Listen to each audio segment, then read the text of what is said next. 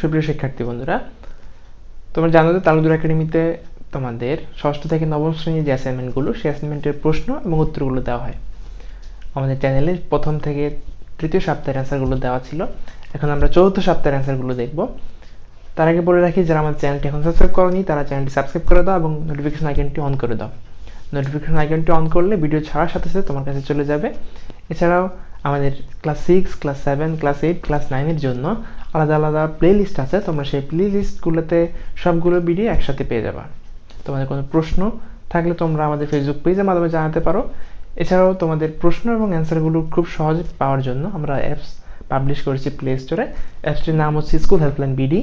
তোমরা প্লে স্টোরে গিয়ে স্কুল হেল্পলাইন বিডি লিখে সার্চ দিয়ে ইনস্টল করে নিবে। এবং করোনা মহামারীর এই পরিস্থিতিতে তোমরা ঘরের বাইরে গেলে অবশ্যই মাস্ক ব্যবহার করবে। আর স্কুলে যখন যাবে বন্ধুদেরকে অবশ্যই জানিয়ে দিবে যে তালুকদার একাডেমিতে অ্যাসাইনমেন্টের প্রশ্ন এবং উত্তরগুলো সবার আগে দেওয়া হয় এবং শতভাগ নির্ভুল উত্তর এবং সবার আগে তালুকদার একাডেমি তোমাদেরকে অ্যাসাইনমেন্টের উত্তরগুলো দিয়ে দেয়। তো চলো আমরা অ্যান্সারগুলো দেখার জন্য কম্পিউটার স্ক্রিনে চলে যাই। আমরা এখন কম্পিউটার স্ক্রিনে চলে আসলাম অষ্টম শ্রেণীর বিজ্ঞান বিষয়ের অ্যান্সারগুলো দেখার জন্য। ইতিমধ্যে আমরা তোমাদের বাকি যে বিষয়গুলো রয়েছে, বাংলাদেশের বিশ্ব পরিচয় এবং ইংরেজি, এই দুইটি বিষয়ের অ্যান্সারগুলো আমরা কিন্তু দিয়ে দিয়েছি চতুর্থ সপ্তাহের। তোমরা সেগুলো দেখে নাও। তো আমাদের সাথে দিন ধরে থাকার জন্য ধন্যবাদ। আমরা পরবর্তী যেই সপ্তাহগুলো সেগুলো অ্যান্সারগুলো দিব। তো আমরা এখন বিজ্ঞানের অ্যান্সারগুলো চলে যাই। এবং সবার আগে এবং নির্ভুল অ্যান্সারগুলো কিন্তু আমাদের চ্যানেল থেকে দেওয়া হয়। তালুকদার একাডেমি চ্যানেল সবাই জানো, তালুকদার একাডেমি থেকেই সবার আগে অ্যাসাইনমেন্টের অ্যান্সারগুলো এবং নির্ভুল অ্যান্সার, শতভাগ নির্ভুল অ্যান্সারগুলো দেওয়া হয়। আমাদের যে বিশেষজ্ঞ প্যানেল রয়েছে তারা অ্যান্সারগুলো সঠিকভাবে মূল্যায়ন করে তারপর তোমাদের জন্য অ্যান্সারগুলো নিয়ে আমি হাজির হই। তো তোমরা যারা আমাদের চ্যানেলটি এখন সাবস্ক্রাইব করেনি, আশা করছি চ্যানেলটি ভিডিওটি দেখার পর যদি উপকার পেয়ে থাকো তাহলে সাবস্ক্রাইব করবে। আমি বাধ্যবাধকতা করবো না, যদি তোমরা উপকার পেয়ে থাকো তাহলে সাবস্ক্রাইব করবে এবং নোটিফিকেশন আইকনটি অন করে দিবে যাতে পরবর্তী ভিডিও ছাড়ার সাথে সাথে তোমার কাছে চলে যায়। আর অ্যাসাইনমেন্ট বিষয়ে কোনো প্রশ্ন বা সহযোগিতা পাওয়ার জন্য আমার ফেসবুক পেজে মেসেজ করতে পারো। ফেসবুক পেজের লিঙ্ক ভিডিও ডিসক্রিপশন বক্সে দেওয়া আছে। এছাড়াও আমাদের বিভিন্ন গ্রুপ রয়েছে, গ্রুপে জয়েন হয়ে নিবে আশা করছি। এবং কে কোন জেলা এবং কে কোন স্কুল থেকে ভিডিওটি দেখছো সেটি ভিডিওর কমেন্ট সেকশনে আমাদেরকে জানিয়ে দিবে। তো চলো আমরা অ্যান্সারটি দেখা শুরু করি। এখানে প্রশ্ন দেওয়া হয়েছে একটু উদ্দীপকের আলোকে 4টি প্রশ্ন, একটি সৃজনশীল প্রশ্নই আর কি। এখানে ষষ্ঠ অধ্যায় পরমাণুর গঠন এবং পার্ট 4 ও 5 থেকে প্রশ্ন রয়েছে ষষ্ঠ অধ্যায় থেকে। হ্যাঁ, এখানে উদ্দীপক রয়েছে মৌল, পারমাণবিক সংখ্যা এবং ভর সংখ্যা। এক্স মৌল পারমাণবিক সংখ্যা হচ্ছে 17, ভর সংখ্যা হচ্ছে 35। ওয়াই মৌল পারমাণবিক সংখ্যা 11, ভর সংখ্যা 23। জেড মৌল পারমাণবিক সংখ্যা 6, ভর সংখ্যা হচ্ছে 18, ভর সংখ্যা হচ্ছে 14। আচ্ছা, তো ক নম্বর প্রশ্নে বলেছে আইসোটোপ কাকে বলে। সহজ সংখ্যা, এটা বইতে আছে দেওয়া। তারপর আমি দেখিয়ে দিচ্ছি কোনো মৌলের বিভিন্ন ধরনের পরমাণু যাদের প্রোটন বা পারমাণবিক সংখ্যা সমান কিন্তু ভর সংখ্যা ভিন্ন, তাদের ওই মৌলের আইসোটোপ বলে। তাহলে কোনো মৌলের ভিন্ন ধরনের পরমাণু যাদের প্রোটন বা পারমাণবিক সংখ্যা সমান কিন্তু ভর সংখ্যা ভিন্ন, তাদের ওই মৌলের আইসোটোপ বলে। এটা হচ্ছে তোমাদের কয়ের অ্যান্সার। আশা করি বুঝতে পেরেছ। পরবর্তী প্রশ্নটি বলেছে পারমাণবিক সংখ্যা বলতে কি বুঝো। পারমাণবিক সংখ্যাটা আসলে কি, তুমি আসলে কি বুঝো এটা নিয়ে। তো অ্যান্সারটা আমরা এখন দেখব। ক্ষয়ের অ্যান্সার, কোনো মৌলের একটি পরমাণুতে প্রোটনের সংখ্যাকে পারমাণবিক সংখ্যা বলা হয়। প্রোটনের যে সংখ্যা সেটা কি পারমাণবিক সংখ্যা বলা হয়। পরমাণুতে প্রোটন ও ইলেকট্রনের সংখ্যা সমান থাকে, তবে কোনো মৌলের বৈশিষ্ট্যকে বোঝাতে প্রোটন সংখ্যাকে ব্যবহার করা হয়। দুটি ভিন্ন মৌলের পারমাণবিক সংখ্যা কখনো একই হয় না বলে একে মৌলের স্বতন্ত্র ধর্ম বলা হয়। নির্দিষ্ট মৌলের পারমাণবিক সংখ্যা নির্দিষ্ট থাকায় ওই মৌলের ধর্ম নির্দিষ্ট থাকে। তাহলে পারমাণবিক সংখ্যা বলতে মূলত প্রোটন সংখ্যাকে বোঝায়। অ্যান্সারটা শতভাগ তুমি লিখে দিতে পারো, এখানে কোনো ভুল নেই। তোমরা অ্যান্সারগুলো তোমাদের নিজেদের মতো করে লিখতে পারো। আমি আর একটু হাইলাইট করে দিচ্ছি, এখানে অন্য একটা কালার না দিয়ে আমরা এই কালারটি দিই। হ্যাঁ, তাহলে তোমাদের বুঝতে অসুবিধা হবে না। এখন আশা করি দেখতে পাচ্ছ। তারপর আমরা ক্ষয়ের অ্যান্সারে চলে যাই। প্রশ্ন করেছে যে উদ্দীপকের ছকে উল্লিখিত জেড মৌলের একটি পরমাণুতে বিদ্যমান নিউট্রন সংখ্যা। জেড মৌলতে একটি পরমাণুতে নিউট্রন সংখ্যা কতটি সেটি বের করব। দেওয়া আছে জেড মৌলের পারমাণবিক সংখ্যা 6 এবং ভর সংখ্যা কত 14। তো কোন মৌলের প্রোটন সংখ্যাকে কি বলে, পারমাণবিক সংখ্যা বলে। আবার কোন মৌলে আয়ন না থাকলে প্রোটন সংখ্যা ও ইলেকট্রন সংখ্যা সমান হয়, এটা তো আমরা জানি। সুতরাং জেড মৌলের ইলেকট্রন সংখ্যা কত 6। আমরা জানি ভর সংখ্যার যে সূত্র সেটা কি, ভর সংখ্যা প্লাস নিউট্রন সংখ্যা। অতএব জেড মৌলের নিউট্রন সংখ্যা আমরা যখন এটাকে পক্ষান্তর করব, নিউট্রন সংখ্যাকে পাশে এবং ভর সংখ্যাকে পাশে নিয়ে যাব, তখন নিউট্রন সংখ্যা সমান হবে ভর সংখ্যা মাইনাস পারমাণবিক সংখ্যা। ভর সংখ্যা থেকে পারমাণবিক সংখ্যাকে আমরা কি করব, বিয়োগ করব। তাহলে যে মানটা আসবে মানে 14 থেকে 6 বিয়োগ করলে ভর সংখ্যা কত দেওয়া আছে 14 এবং পারমাণবিক সংখ্যা দেওয়া আছে 6, তাহলে জেড মৌলের নিউট্রন সংখ্যা কত 8। তাহলে অ্যান্সারটা কি হবে? সুতরাং উদ্দীপকের চকে জেড মৌলটির একটি পরমাণুতে বিদ্যমান নিউট্রন সংখ্যা 8।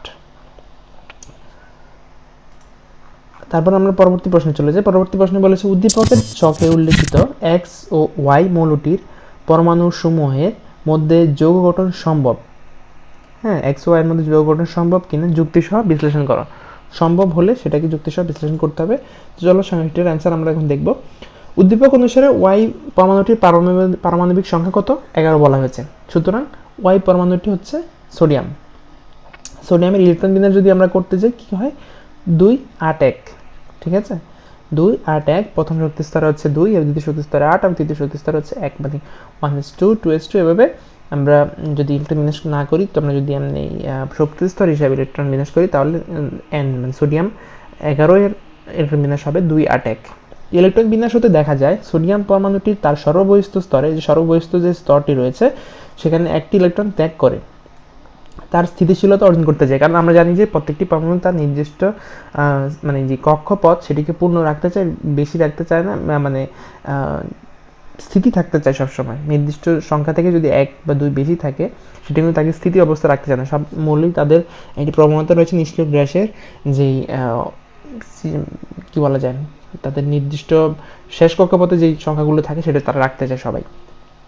সুতরাং পরমাণুটি একটি ইলেকট্রন ত্যাগ করে ক্যাটায়নে পরিণত হয়। আমরা এটা দেখব কিভাবে। সোডিয়ামকে যদি আমরা একটি ইলেকট্রন সোডিয়াম থেকে একটি ইলেকট্রন যদি বিয়োগ হয় তাহলে দেখি ক্যাটায়নে পরিণত হয়েছে পরমাণুটি।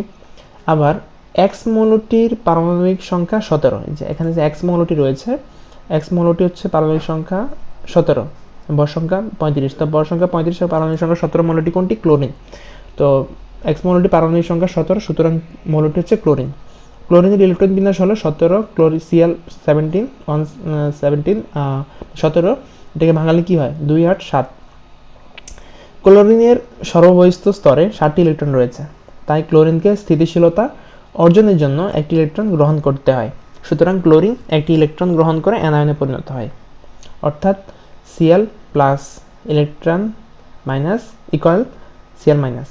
তাহলে ক্লোরিনকে একটি ইলেকট্রন গ্রহণ করে কিসের স্থিতিশীল অবস্থা আসতে হবে, কারণ 2 8 8 2 8 7 এখানে যদি ক্লোরিন একটি ইলেকট্রন গ্রহণ করে তাহলে তার শক্তিস্তর পূর্ণ হবে এবং সে স্থিতি অবস্থায় ফিরে আসবে। এভাবে সোডিয়াম এর ত্যাগকৃত একটি ইলেকট্রন ক্লোরিন পরমাণু গ্রহণ করে এবং উভয় পরমাণুই স্থিতিশীলতা অর্জন করে, ফলে আয়নদ্বয়ের মধ্যে স্থির বৈদ্যুতিক আকর্ষণ বল কাজ করে এবং বন্ধন তৈরি হয়। তো তোমরা যারা ভিডিওটি দেখছো আশা করি যদি একটু হলেও উপকার পেয়ে থাকো তাহলে চ্যানেল সাবস্ক্রাইব করে দিবে। ভিডিও ডেসক্রিপশন বক্সে আমাদের যে স্কুল হেল্পলাইন বিডি অ্যাপসটি রয়েছে সেটির লিঙ্ক দেওয়া আছে, তোমরা সেখান থেকে অ্যাপসটি ইনস্টল করে নিতে পারো। অ্যাপসে তোমাদের প্রশ্ন এবং অ্যান্সারগুলো খুব সুন্দরভাবে সাজানো আছে, সবারই অ্যাপসের অ্যানিমেশন এবং সব কিছু সবারই পছন্দ হয়েছে।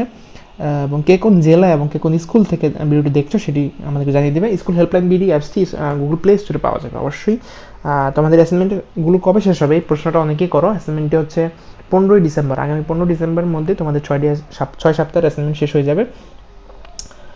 তো চলো তারপরে আমাদের যে প্রশ্নটি আমরা যে অ্যান্সারে আসছিলাম সেটা হচ্ছে আকর্ষণ বল কাজ করে। এখানে সোডিয়ামকে যদি আমরা নিয়ে আসি, সোডিয়াম থেকে একটি ইলেকট্রন যদি আমরা নিয়ে যাই ক্যাটায়নে পরিণত হয় সোডিয়াম থেকে, এবং ক্লোরিন থেকে ক্লোরিন যদি একটি ইলেকট্রন গ্রহণ করে এটা অ্যানায়নে পরিণত হয়, ঠিক আছে।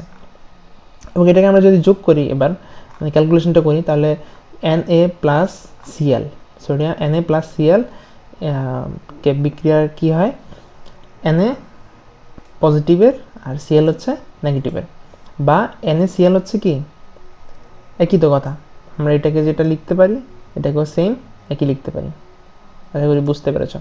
মানে Na+ আর Cl- লেখা যে কথা আর NaCl লেখা একই কথা। আয়ন সৃষ্টির মাধ্যমে এই বন্ধন তৈরি হয়, তাই একে আয়নিক বন্ধন বলা হয়। এবং লাস্টে আরেকটা কথা লিখে দিতে পারো, উপযুক্ত বিশ্লেষণ শেষে আমরা বলতে পারি যে উদ্দীপকের ছকে উল্লেখিত এক্স ও ওয়াই মৌল দুটির পরমাণু সমূহের মধ্যে যৌগ গঠন সম্ভব, ঠিক আছে। এটা লিখে অ্যান্সারগুলো শেষ করবে। তো আশা করছি তোমরা বুঝতে পেরেছো। পরবর্তী যে বিষয়গুলো সেগুলোর অ্যান্সার আমাদের চ্যানেলে দেওয়া আছে, তোমরা সেগুলো দেখে নিবে। তোমাদের এইটার প্লেলিস্ট আছে আলাদা করে, সেগুলো থেকে দেখে নিবে। আর তোমাদের আরেকটা বিষয় আমি বলতে ভুলে গেছি, সেটা হচ্ছে শিরোনামটি কী হবে। অষ্টম শ্রেণীর বিজ্ঞান চতুর্থ সপ্তাহ শিরোনামটি এখন বলবো, কারণ এই জন্য আমি বলে দিই, ভিডিওটি না টেনে সম্পূর্ণ দেখবে। শিরোনামটি হবে পরমাণুর গঠন। আমি আবার বলছি, অষ্টম শ্রেণীর বিজ্ঞান বিষয়ের শিরোনামটি হবে পরমাণুর গঠন। পরমাণুর গঠন হচ্ছে শিরোনাম। আজকের মধ্যে এখানে ধন্যবাদ সবাইকে। ভিডিওটি না টেনে এতক্ষণ পর্যন্ত দেখার জন্য তোমাদেরকে অসংখ্য ধন্যবাদ। তো তোমরা যারা ভিডিওটি দেখছো, তোমাদের বন্ধুদের মাঝে ভিডিওটি শেয়ার করতে, যাতে তোমার বন্ধুরাও এই ভিডিওটি সম্পর্কে জানতে পারে এবং তালুকদার একাডেমি সম্পর্কে জানতে পারে যে তালুকদার একাডেমিতে অ্যাসাইনমেন্টের প্রশ্ন এবং উত্তরগুলো দেওয়া হয়। অ্যাসাইনমেন্ট শেষ হয়ে গেলে আমরা তোমাদের বিষয়ভিত্তিক, অধ্যায়ভিত্তিক তোমাদের পড়াশোনা শুরু করব। তো আশা করছি তোমরা সে পর্যন্ত আমাদের সাথেই থাকবে। চ্যানেলটি সাবস্ক্রাইব করে দিবে এবং পরবর্তী ভিডিওতে তোমাদের পরবর্তী যে বিষয়টি রয়েছে সেই বিষয়ের উত্তর নিয়ে আমরা হাজির হচ্ছি। ধন্যবাদ সবাইকে।